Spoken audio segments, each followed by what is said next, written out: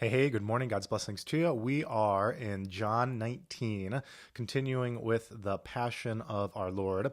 And the ironic thing here is that they are making fun of Jesus for being the king while they're actually enthroning him.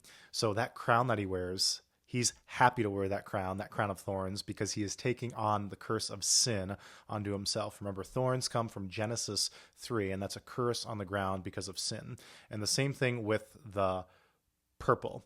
And that's the color of the Roman Senate. Very valuable. Perhaps you know a little bit about purple making in the ancient world. We run into this in the book of Acts. Her name was Lydia of Thyatira, and she was a purple maker. And it was a real profession because it was a difficult color to nail down.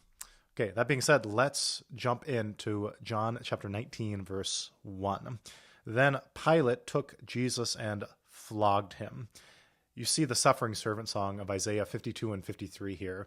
No appearance. He was so marred beyond any human semblance that we should admire him. He was smitten, stricken, and afflicted, yet, and by his stripes we are healed. Where this is where he gets those stripes, those wounds. And the soldiers twisted together a crown of thorns and put it on his head and arrayed him in a purple robe. They came up to him saying, "Hail, King of the Jews," and struck him with their hands. And Jesus said that the Son of Man would be delivered into the hands of sinful men. And here it is, literally, those hands are beating him. Pilate went out again and said to them, "See, I am bringing him out to you, that you may know that I find no guilt in him." And notice who Pilate's audience is here. He's worried what the Jews think about him. He's ultimately worried what Caesar thinks about him. He's trying to get political points. He's seeking the glory that comes from man rather than the glory that comes from God. Why should he care what they think about his opinion? He should be thinking, "See, God, here's what I'm doing." That's his problem. He's using the Son of God for his own political gains. Verse 5. So Jesus came out wearing the crown of thorns and the purple robe. So that gets repeated. That's his enthronement clothes. Pilate said to them, "Behold the man." He is the man. So this is another ironic statement. He's the Son of Man, meaning he is the fulfillment of man. When we talk about human beings being created in the image of God, there's lots to say about it. But one thing that definitely has to be said is the second person of the Trinity, because God always intended to become a human being.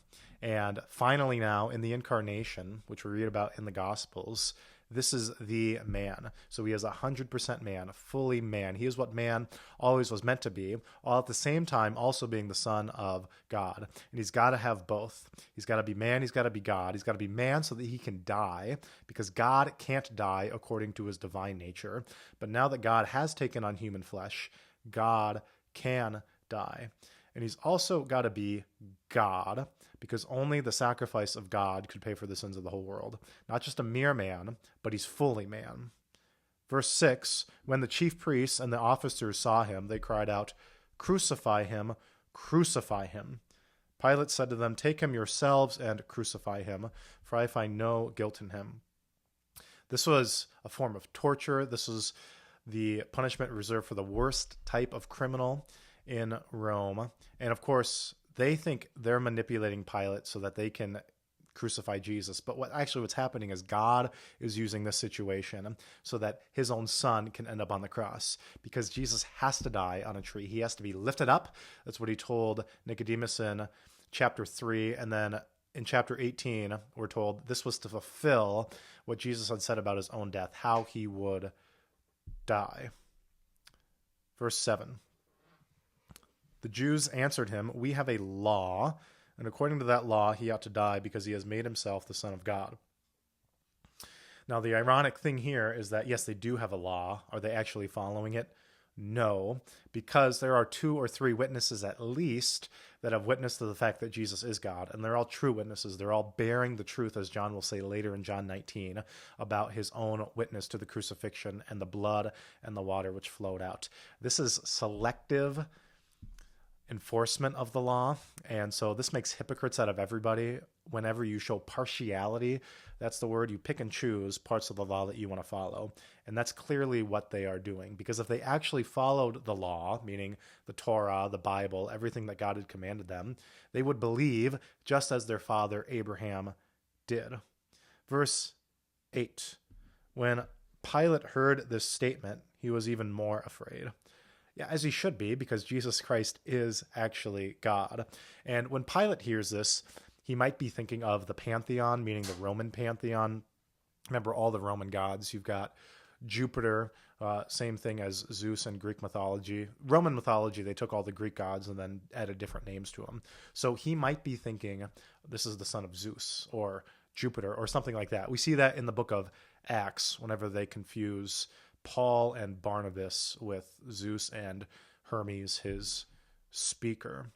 Or maybe he's thinking of Julius Caesar, who the Roman Senate declared to be God upon his death. And so Caesar Augustus, his name was the Son of God. And so maybe he's thinking, oh man, Julius Caesar had another son or something like that, and this person is Jesus. If that's the case, well then I'm in trouble if I'm crucifying the Son of God. Whatever the psychology is, I'm not sure, but this is a loaded term, and Pilate is absolutely right to be terrified here. Verse 9, he entered his headquarters again and said to Jesus, "Where are you from?" He asks him again, and this is the question. And it's the same question that Jesus poses to his opponents whenever they question him on his authority. He says, where is it from, the baptism of John? From heaven or from earth? Same question Pilate has for Jesus. Where are you from? Are you from heaven? Are you from earth? Are you from Galilee? Are you from Nazareth? Bethlehem? And of course, the answer is yes, Jesus is from all of these places, but ultimately, he is from heaven. That is his source. God, the Father himself, has sent him. But Jesus gave him no answer. Remember that suffering servant song, like a lamb, he was led to the slaughter, and he opened not his mouth. Verse 10, so Pilate said to him, you will not speak to me? Do you not know that I have authority to release you and authority to crucify you? Notice this word authority. Again, who's got the authority? And this is what they question Jesus on, about his authority. And the answer, of course, is Jesus has the authority. Matthew 28, after the resurrection, Jesus says, all authority in heaven and on earth has been given to me. Go therefore and make disciples of all nations. So Pilate is laying claim to this authority. Meanwhile, it's the guy that he's going to crucify who actually has that authority. Verse 11, Jesus answered him, you would have no authority. So notice the word authority is repeated 3 times. And this is just a really simple, biblical reading technique. Notice what words get repeated over and over and over again. And that can be a very helpful clue on what the passage is all about.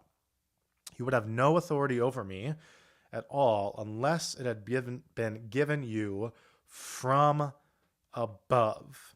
And that is astonishing because the Greek word is anothen, from above, and we ran into this in John chapter 3 when Jesus tells Nicodemus that he must be born again, but that Greek word is anothen, and so it can mean from above. So he's telling Nicodemus, you must be born from above, and if you remember this, we covered this on one of the Sundays in Lent.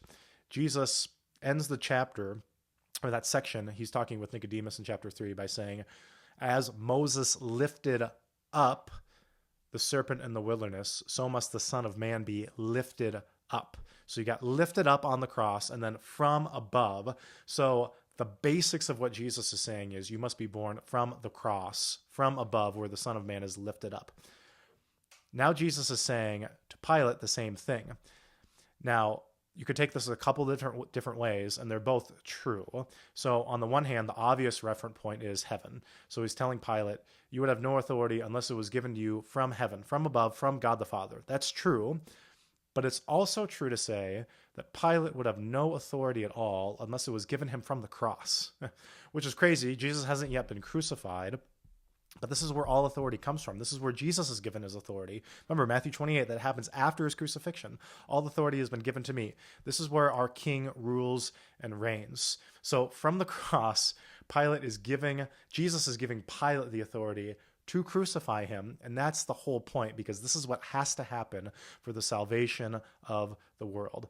Pilate would have no authority unless it was given to him from the crucifixion of Jesus Christ. And ironically, what is he doing with that authority? He's going to put Jesus on the cross. See, it comes full circle. It's kind of a circular way of thinking, but John oftentimes talks in circular ways. Therefore, he who delivered me over to you has the greater sin. Meaning, Pilate isn't a Christian. He's not a Jew. He doesn't really understand what's going on. If he read the Bible, I'm not sure. I tend to think that the scriptures were more widely available back then, so he certainly knows a little bit about the scriptures. But what he's saying is, and it could be two people, it could be Judas, remember, because Judas delivered Jesus over, but it could also be Caiaphas, the high priest, who brought Jesus to Pilate. And both of these men knew the Old Testament. So they knew the scriptures. They should have known better. They should have known Isaiah, knowing that the suffering servant was going to die. And they should have known that he was the savior of the entire world and he was going to come back from the dead. And what they chose to do instead was to not believe in him and to deliver him over to the civil authorities to put him to death. And so that's why theirs is the greater sin, because they're not ignorant. In a sense they are, but they shouldn't be because they have the scriptures. Pilate is ignorant because he's not a believer. At least he doesn't claim to be, is what I'm saying. The other two men, Judas and Caiaphas, are, so theirs is the greater sin. All right, so there's been the first 11 verses of John 19. We will continue reading through this. Probably take us a while because lots of verses and very theologically dense, but these are the most important chapters in the entire Bible. Of course, I'm not saying we should pick these to the detriment of everything else, but if you don't have this, then none of it else matters. And I mean the crucifixion and the resurrection of Jesus. This is the heart of the scriptures. So I'm really looking forward to delving into the rest of John 19. God's blessings to you, and hope to see you soon. Thanks.